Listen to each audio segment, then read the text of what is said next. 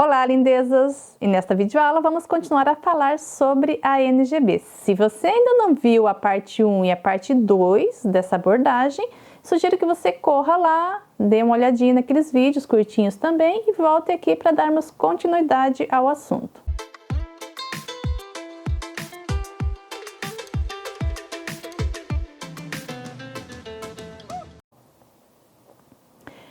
Mais especificamente, nós vamos pontuar as críticas trazidas por Perini e também vamos dar dois exemplos de como a NGB não dá conta de situações de uso da língua.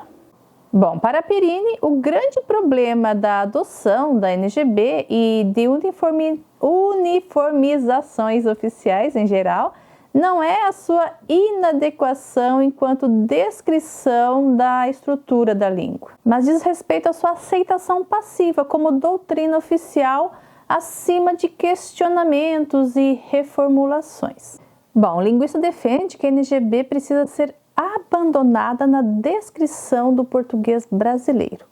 O autor diz que sua posição se justifica por vários fatores, entre os quais cita o caráter assistemático da própria NGB e sua pobreza conceitual frente à complexidade dos fatos linguísticos. Em contraposição ao argumento, que pontua os interesses imediatos do ensino, o linguista argumenta que um sistema de descrição tem objetivos científicos, não propriamente pedagógicos. Para o autor, não é possível descrevermos fenômenos linguísticos complexos, como é a língua, a partir de categorias simples, simplificadas e pouco numerosas.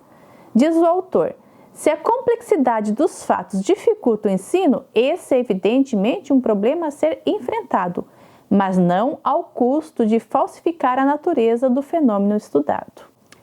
Perini faz uma analogia com os estudos da biologia, diz que não podemos classificar os animais apenas em aves e mamíferos, pois isso deixaria de fora os peixes, os répteis, os insetos e outros grupos. Essa análise serve também para a gramática. Fatos complexos requerem uma descrição também complexa, e qualquer outra saída acarreta a transmissão aos alunos de uma imagem falsa do fenômeno estudado. Podemos ainda usar a analogia do autor e dizer que, mesmo se no mundo de referência tivéssemos apenas mamíferos e aves, a zoologia precisa descrever as diferenças que há, por exemplo, entre um colibri, uma galinha e um urubu. Não podemos simplesmente parar na descrição da categoria mais geral de aves. Se a zoologia fosse uma NGB, coitado então do ornitorrinco, não é? Ele nem existiria. Na descrição, obviamente, porque na natureza ele ocorre. E é assim também com os fenômenos linguísticos. Ou seja, há muitos fatos linguísticos que ficam de fora das categorias apresentadas na NGB ou são forçados a se encaixarem. Aí você pode estar aí se perguntando, mas como é que as gramáticas tradicionais pautadas na NGB estão tratando esses ornitorrincos linguísticos? A resposta é simples, elas não tratam. Elas buscam exemplos que se encaixam bem nas categorias dadas pela NGB. Quer dizer, isso é na maioria dos casos, às vezes até alguns exemplos trazidos, escolhidos a dedo são questionáveis. É muito comum em situações em que eu estou trabalhando com a sintaxe, os alunos me perguntarem sobre como se analisa uma determinada oração, um determinado fato linguístico. Como é que se descreve segundo a gramática tradicional, a que está na escola hoje? E a resposta é simples, não tratam, não dá para encaixar nas categorias trazidas pela NGB. Mas, prof, dá aí um exemplo que mostre que a NGB não consegue abarcar a complexidade dos fatos linguísticos. Sim, vamos trazer dois exemplos. Vejamos este banner que está na página da nossa universidade. O futuro está em nossas mãos. É uma frase bem comum na língua, não é? Pois bem, quando descreve o predicado, quais são os tipos de verbo que a NGB apresenta? O verbo de ligação, aquele que indica o estado. O verbo intransitivo, que não pede nenhum complemento, nenhum objeto. O verbo transitivo, que pode pedir objeto direto ou indireto, ou os dois. E como é que o verbo do banner se classifica? Ele não é verbo de ligação, que indica estado, como em eu estou saudável, por exemplo. Ele é o que a AGT costuma chamar de verbo significativo. Então, o verbo significativo pode ser intransitivo ou transitivo direto ou indireto. Em nossas mãos indica uma circunstância de lugar. Esse constituinte não ocupa nem o lugar de objeto direto, nem de objeto indireto. Trata-se, segundo a NGB, de um adjunto adverbial de lugar. O adjunto adverbial de lugar é considerado um termo acessório. Mas será mesmo um termo acessório? Se excluíssemos esse constituinte, teríamos uma frase sintática e semanticamente completa? Vejamos, o futuro está. Qualquer falante da língua vai perceber que a frase está manca, está incompleta. É diferente de outros adjuntos adverbiais que poderiam sim ser entendidos como sintaticamente dispensáveis. Vamos dar um exemplo. O futuro está sempre em nossas mãos. Sempre adjunto adverbial. Ou ainda, hoje o futuro está em nossas mãos. Ou seja, entre os elementos sempre e hoje por um lado e em nossas mãos por outro, há uma grande diferença em relação à função semântica e sintática. Antes da NGB, os autores tratavam elementos como em nossas mãos, que são sim exigidos pelo verbo, porém não têm características de objeto, como uma espécie de complemento circunstancial, sintática e semanticamente imprescindível à completude da oração. Com a NGB, tanto em nossas mãos, quanto sempre ou hoje, são classificados como adjuntos adverbiais, termos acessórios. Ou seja, colocados todos dentro de um mesmo saco.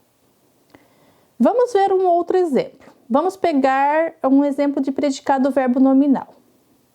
Mas, prof, eu não sei ainda o que é um predicado verbo nominal. Não tem problema. Falaremos sobre essa e outras categorias também nas aulas seguintes.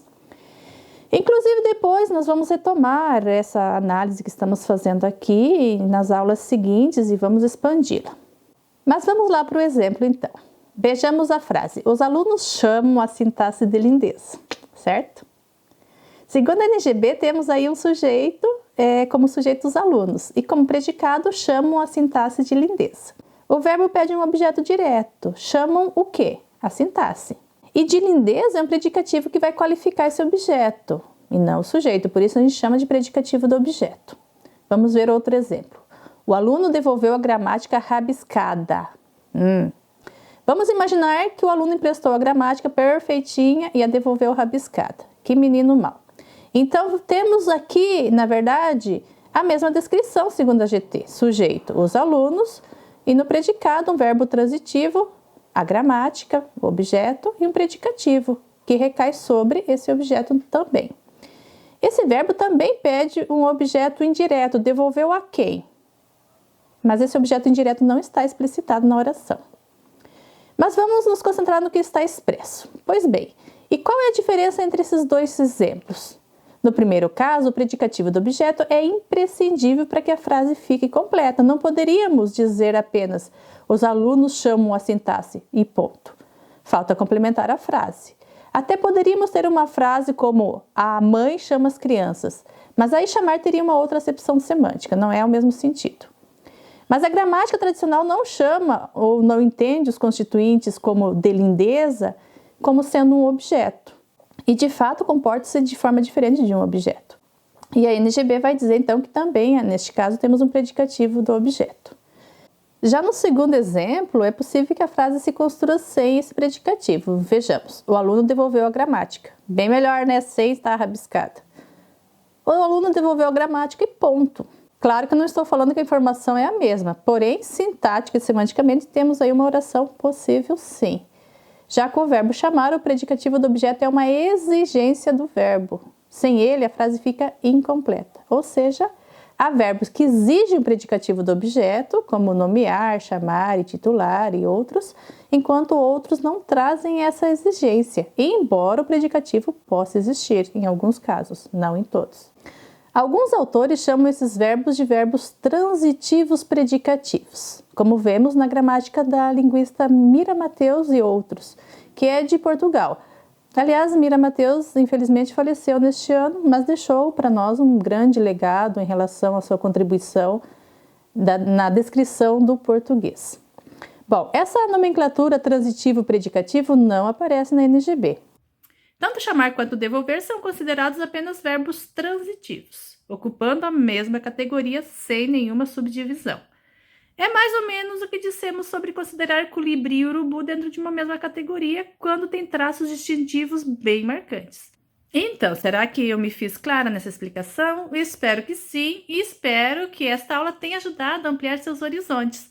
Durante o curso, vamos pontuando outras críticas. Um abraço e até as próximas!